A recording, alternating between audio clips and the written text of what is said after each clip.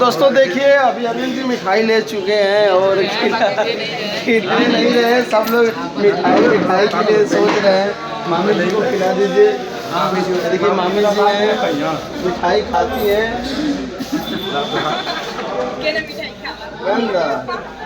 भूपेंद्र जी खा रहे हैं, मुंह मीठा कर रहे हैं। और तू ले लेते। ये पूरे 9 लाख की मिठाई है।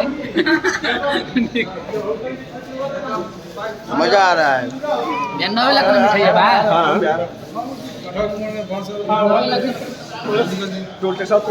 हाँ अरे 12 कहीं 12 पूजा कर लिया। ठीक है। और देखिए नंदन सर है जो कि फाइनेंस हुई है गाड़ी, और देखिए इनके कर कमलों द्वारा हुआ है। और हमारे जितेंद्र जी यूट्यूब पे डालूंगा। चल जरा जी और फाइनल हो चुका है सभी काम गाड़ी का, और कुछ ही क्षणों में हम लोग निकलेंगे।